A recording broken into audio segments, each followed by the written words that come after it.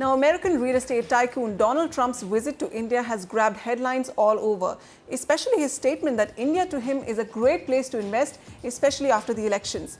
And on his India agenda is to, of course, extend his luxury real estate brand through his association with developers like the Lodha Group and Panchsheel Realty. When we speak of such branded residences, the market for these has significantly matured in recent years in India, with many players entering this segment. Let's chat with Samarjeet Singh, MD India Homes, and Snehadeep Agarwal, founder and chairman of Bhartiya Group, to understand the potential that branded residences hold in India. Gentlemen, thank you so much for joining me today.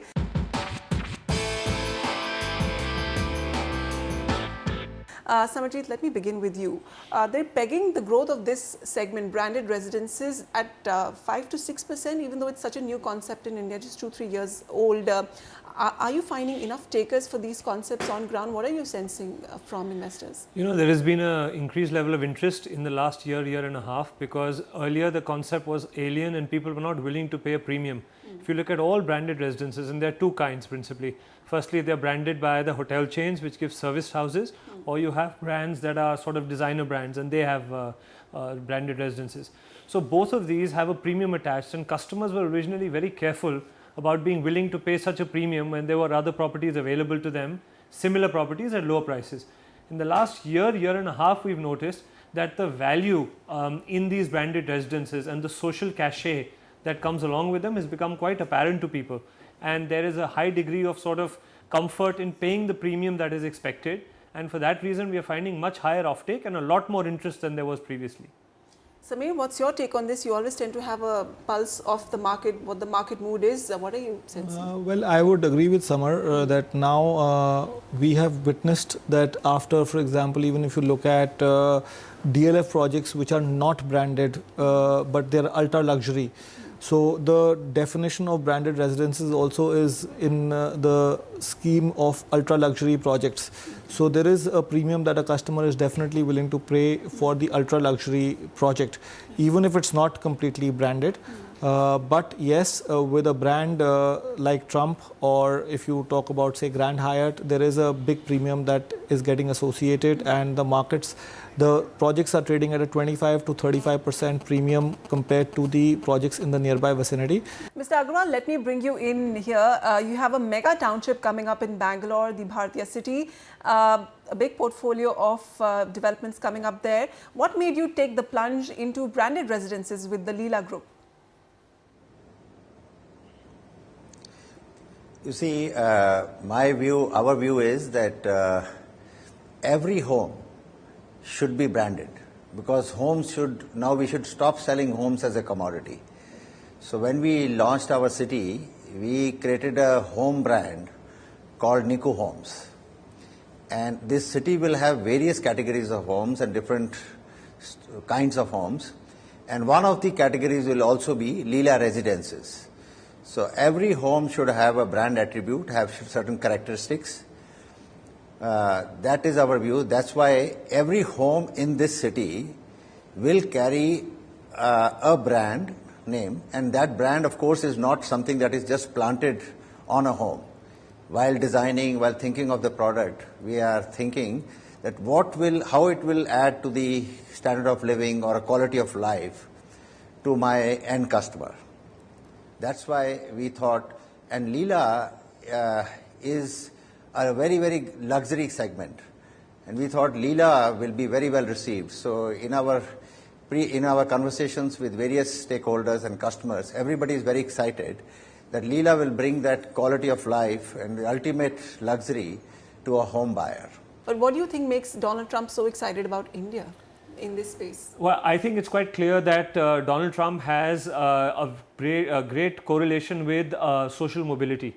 So if you look at anywhere in the US, you find more flamboyance and more people in that mindset who are sort of more into Trump realty and a lot of the previous Trump towers. India today is going through that phase of there is a lot of social mobility now. The super rich are becoming the uber rich, and the middle classes are now having far more disposable income. So our view is that Trump Towers per se is perfectly positioned for the Indian context, because there is much more social mobility, and the recent report you might have seen about the number of millionaires in India, it is at par with anywhere else in the world. So given that affluence, that ability to spend, and that whole sort of emerging upper crust I think the Trump brand perfectly matches the aspiration of the emerging super rich in India. One of the concerns that was raised in this discussion that most of the niche customers who are going to come and book these branded residences, they will also want the surrounding infrastructure to be top class. How are developers going to navigate this challenge? So that is exactly my issue, that you can't create a place of excellence and surround it with slums. So when you pass through a slum and go to a luxury hotel, you carry a little bit of slum in your heart to that hotel. So in Bhartiya city, the whole city is a place of excellence. It is surrounded by parks, you can cycle, you can walk. It is world-class infrastructure, and that's why the relevance of a Leela residence in Bhartiya city. I fully appreciate what you say, and that's what we are trying to bring to this world. Right. Samir, can we look at branded residences as a good investment vehicle? Can you expect to make returns out of such big ticket investments? Well, that's a very good question, because typically they are already trading at a good enough premium to the market. So really speaking, there have been some projects which have been branded and developer has taken the prices up of those projects, but nothing has been delivered so far to be able to figure out as to what further premium will they get once these projects are delivered. Yes, the premium is definitely there, but the premium is being taken by the developer upfront, so it still has to be seen.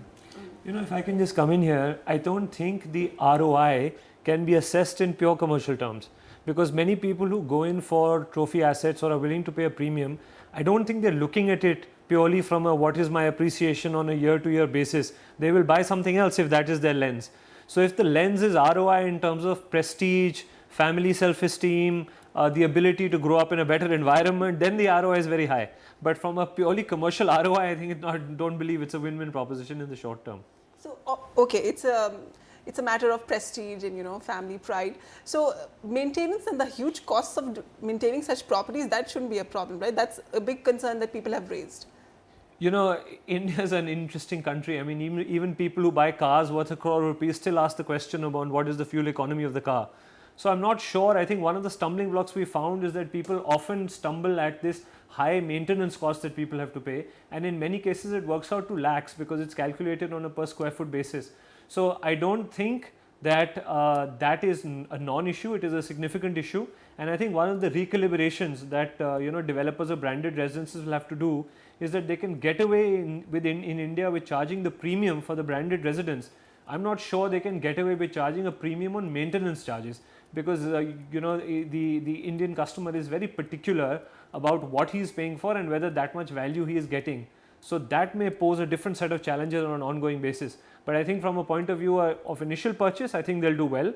They will have to battle it out and readjust the Indian mindset to be willing to pay such high premium in lakhs and lakhs for just maintenance. So that I think is an ongoing battle. All right. Okay, in recent months post the elections and the budget, a lot of positive announcements, so the market mood is slightly improving. But over the last 2 years, when the market has been down in the dumps, has that impacted these developers of these big ticket projects? They launched them. What challenges did they face? I think there was a very, very adverse impact, because a lot of these developers found that the only stock that was moving was in the lower end of the market and the middle end of the market. The luxury segment went into freeze effectively.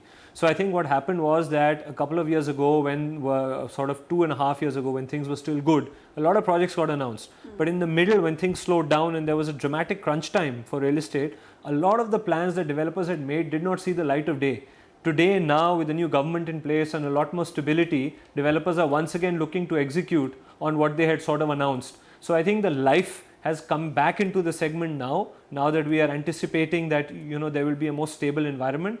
But for the last 2 years, it was almost the entire segment went into freeze, and very, very few projects were announced that were specifically focused at the top end of the market, which is what this accounts for.